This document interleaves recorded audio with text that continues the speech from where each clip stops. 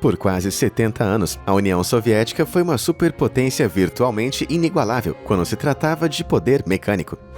Eles investiram em muitos projetos experimentais para provar todo o seu poder ao mundo.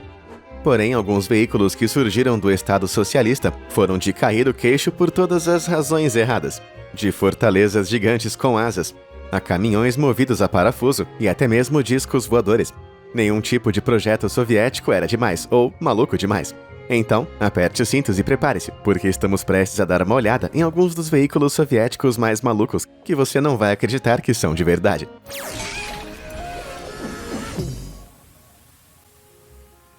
(2B1 Oka). Na União Soviética, toda essa ideia de maior é sempre melhor ficou incrivelmente clara desde a criação do 2B1 Oka. Esse modelo, muito bem dotado de artilharia experimental, foi projetado em 1957, exatamente quando a Guerra Fria estava começando a esquentar. A América havia recentemente lançado seu morteiro Atomic Annie, que disparava enormes projéteis atômicos de 280 mm, tornando ele um vagão que poderia disparar bombas nucleares relativamente pequenas.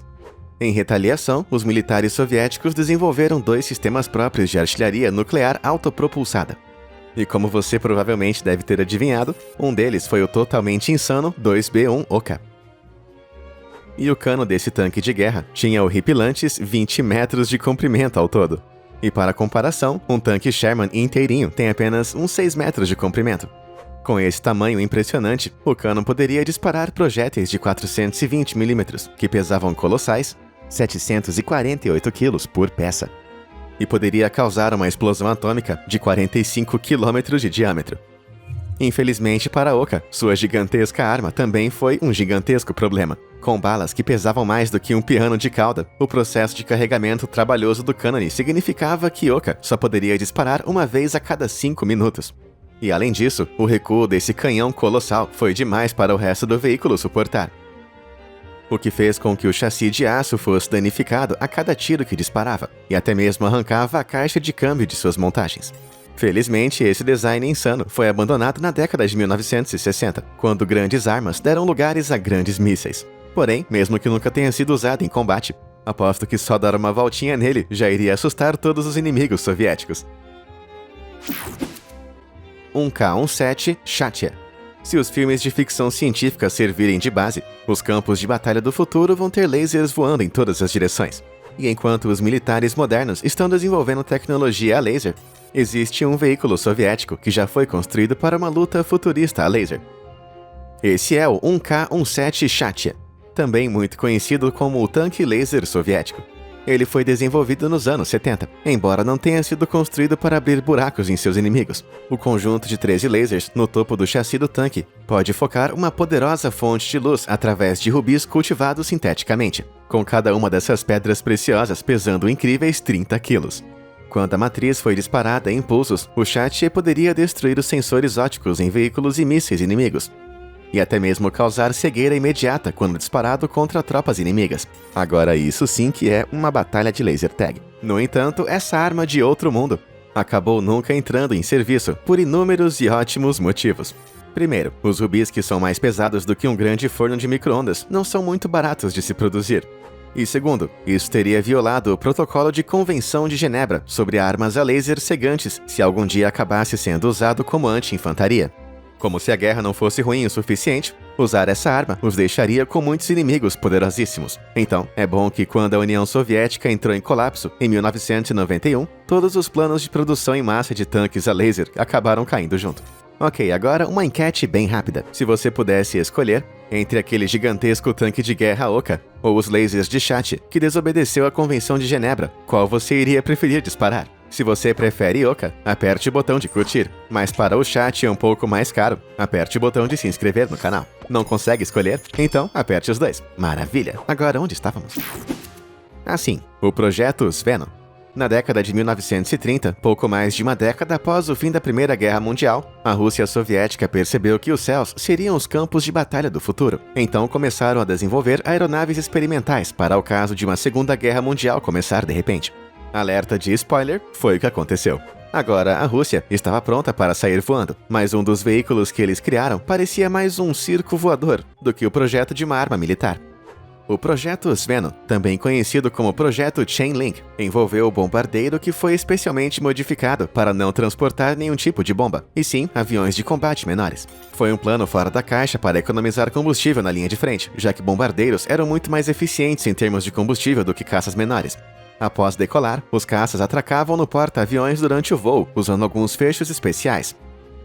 E uma vez que todos estavam bem amarrados, o bombardeiro levava todos para a luta, também fazendo reabastecimento no caminho. Cada uma dessas naves-mãe incríveis poderia transportar até 5 caças por vez, e cada um deles estaria carregado com mais ou menos 450 quilos de bombas.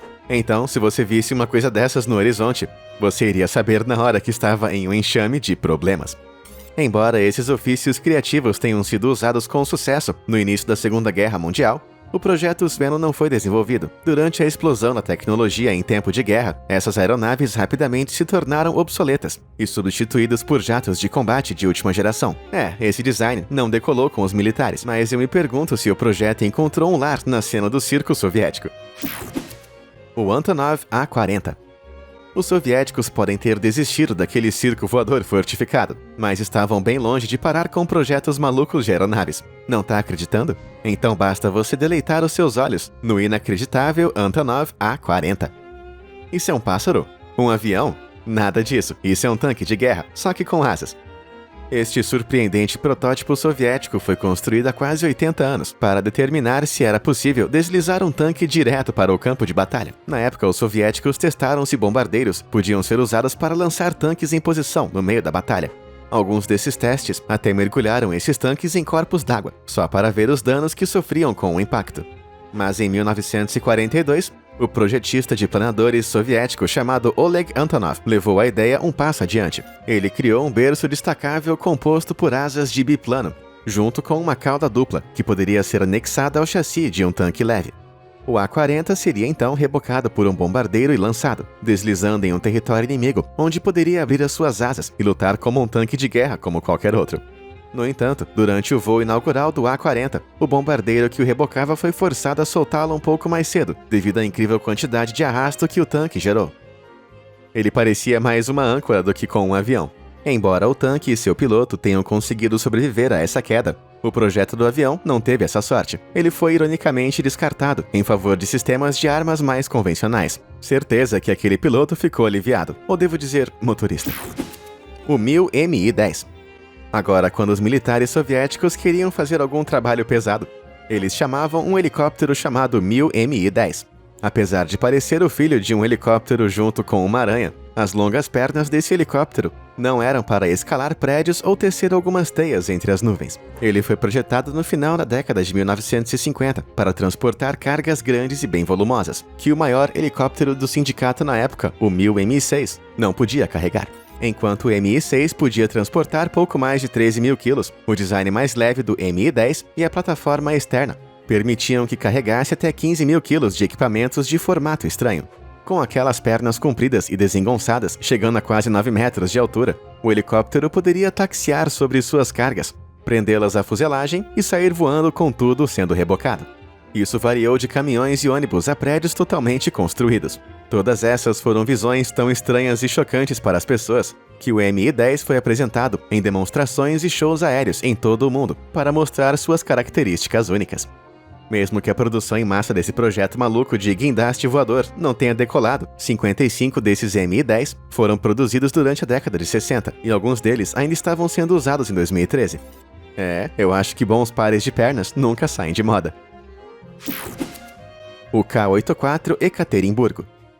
De 1950 até 1997, a União Soviética e mais tarde a Rússia construiu um total de 245 submarinos movidos a energia nuclear. Isso simplesmente foi mais do que todas as outras nações juntas. Mas a obsessão dos submarinos soviéticos quase causou um dos piores desastres nucleares de toda a história da humanidade. No ano de 2011, o submarino de mísseis balísticos movido a energia nuclear, chamado K-84, também conhecido como Ekaterimburgo, fez uma rápida parada em uma doca seca. Construído em 82, o submarino de quase 170 metros de comprimento era alimentado por 2 reatores nucleares e podia transportar até 16 mísseis nucleares. Mas durante alguns trabalhos de soldagem de rotina, um incêndio fatal aconteceu ao longo do andaime de madeira que cercava sua proa. Isso rapidamente se espalhou para o próprio submarino, e por um dia inteiro, os bombeiros lutaram para controlar esse incêndio.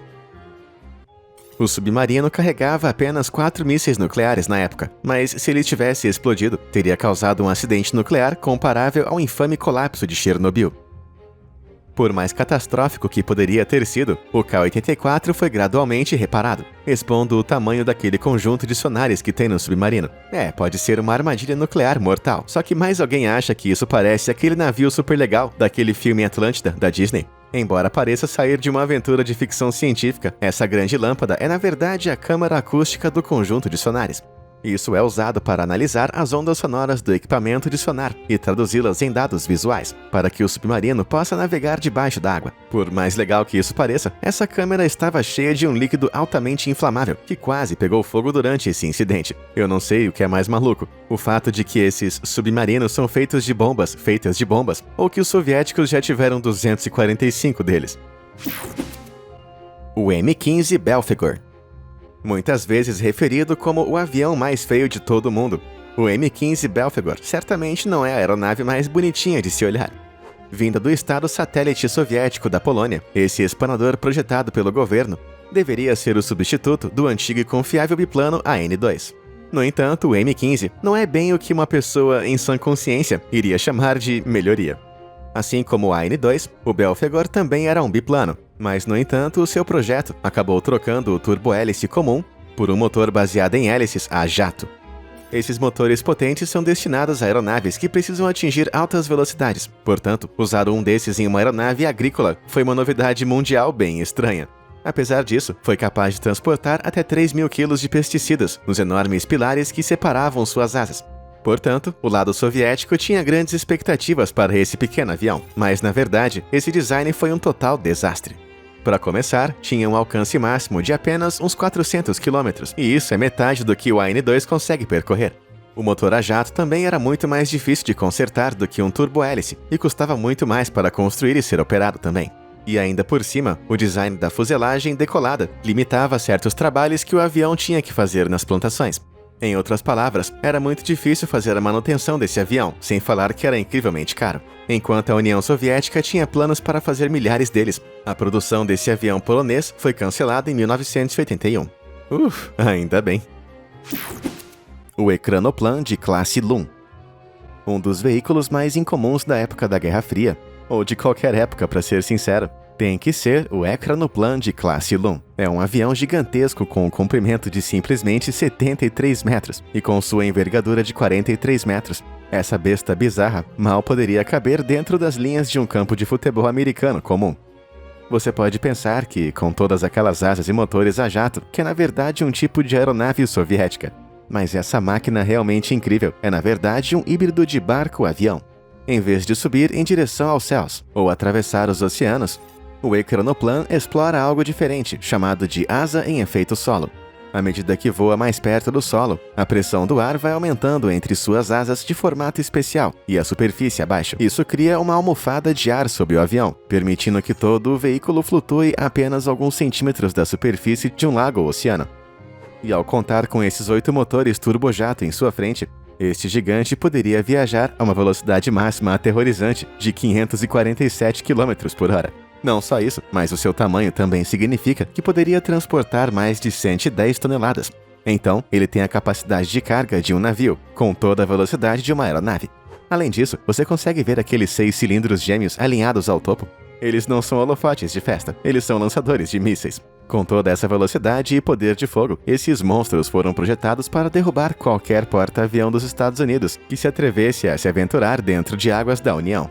Um protótipo acabou entrando para o serviço militar em 1987, mas quando o regime soviético desmoronou 4 anos depois, este híbrido acabou sendo deixado para acumular poeira. Mas se algum dia a Rússia precisar lutar contra um grande monstro marinho, acho que eu sei qual seria a máquina que eles trariam da aposentadoria. Projeto Ekip.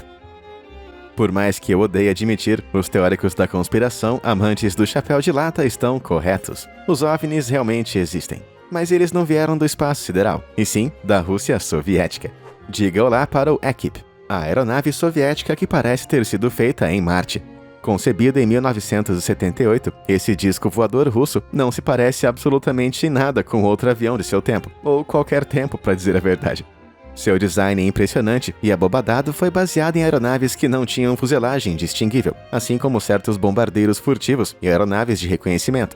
A sua forma elíptica age como se fosse uma grande asa, e com seus motores turbojato, esse estranho disco poderia contar com a tecnologia Air Cushion para decolar e pousar, assim como é Chronoplan.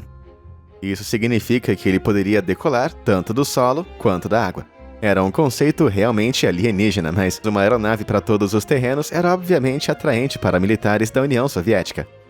Não importa como se parecesse. À medida que os protótipos foram desenvolvidos, os engenheiros estimaram que esse projeto altamente aerodinâmico iria usar apenas 14 gramas de combustível por passageiro por quilômetro, em contraste com aviões comuns da época, que usavam 45 gramas de combustível. Sem falar nas implicações comerciais que isso tinha, eram enormes.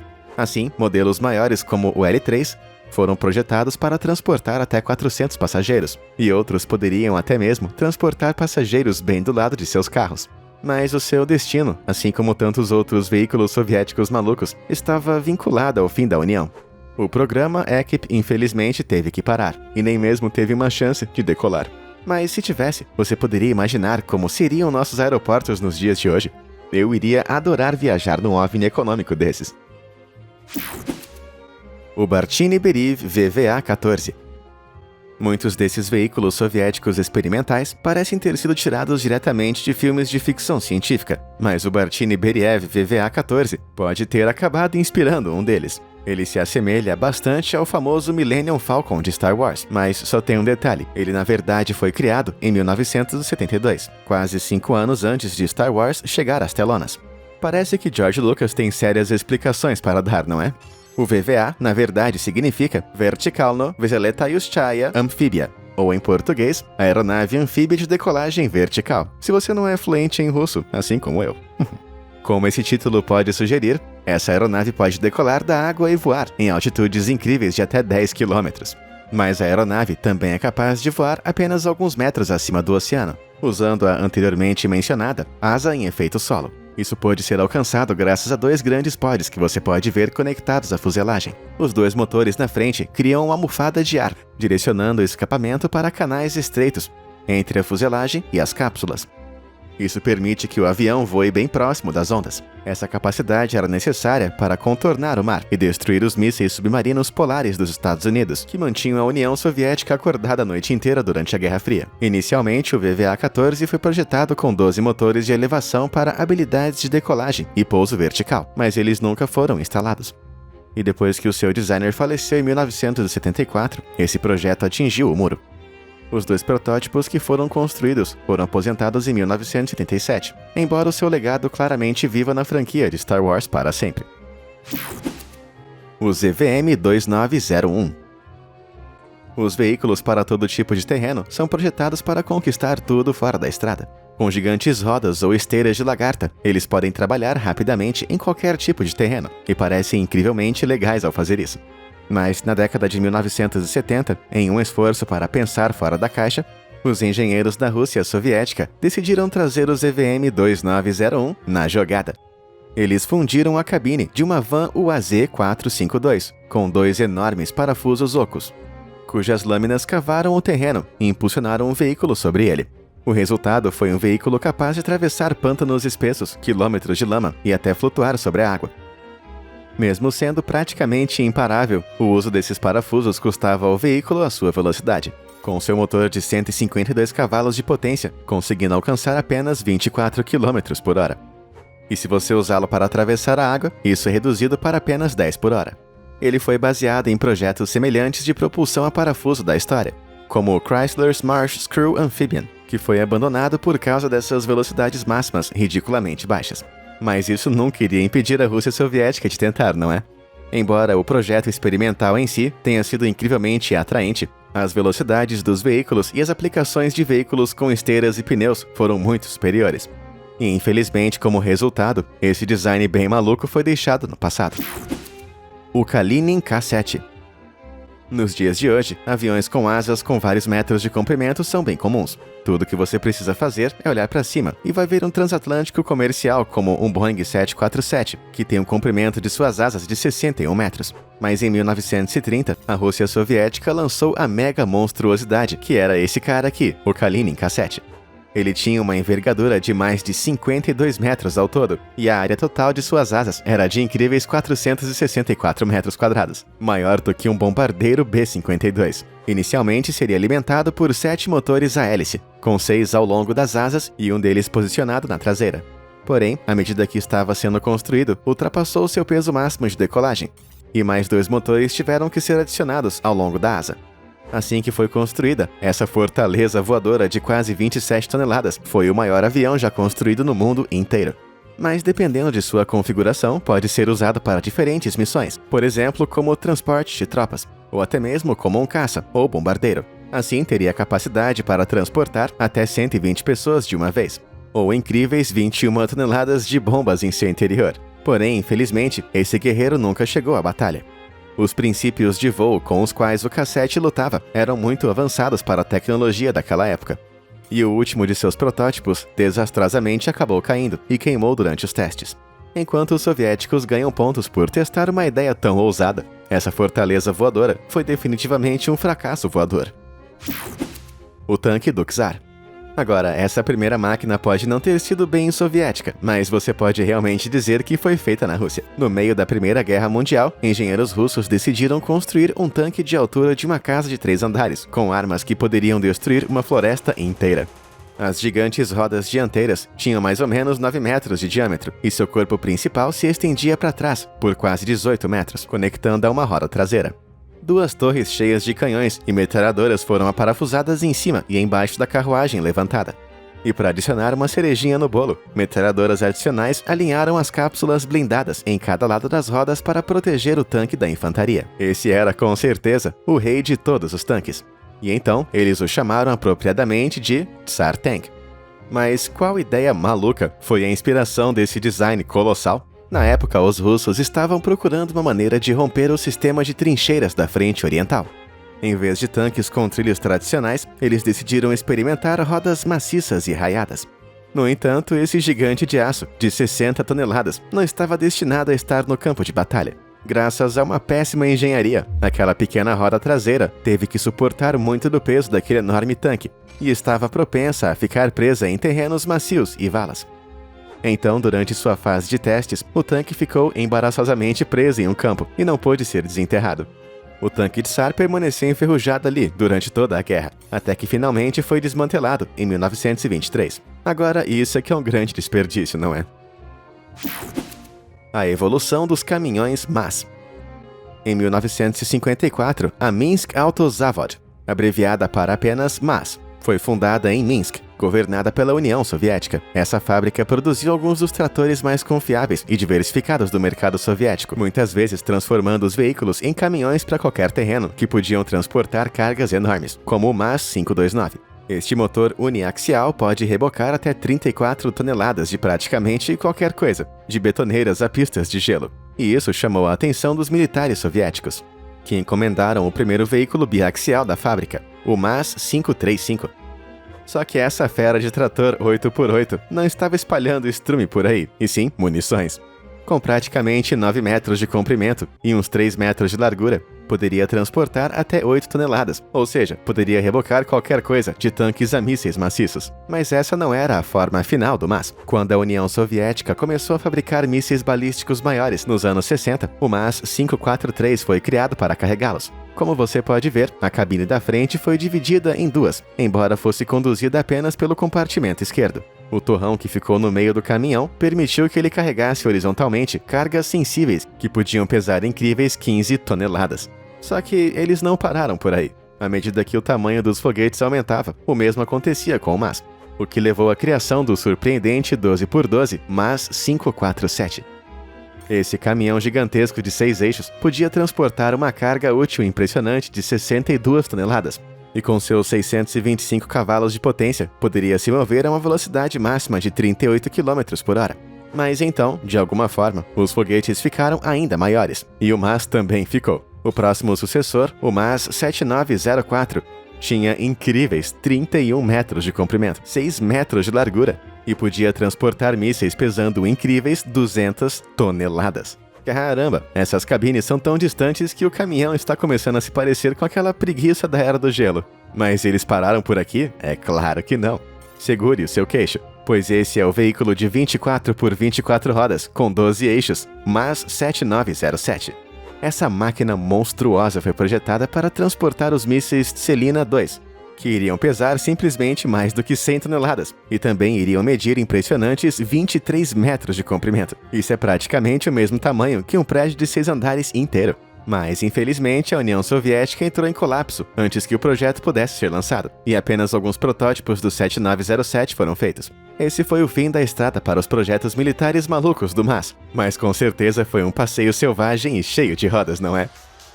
E você, qual desses veículos soviéticos você achou o mais insano de todos? Ou será que você já viu algum deles em museus com seus próprios olhos? Conta pra mim nos comentários abaixo. Muito obrigado por assistir e até a próxima!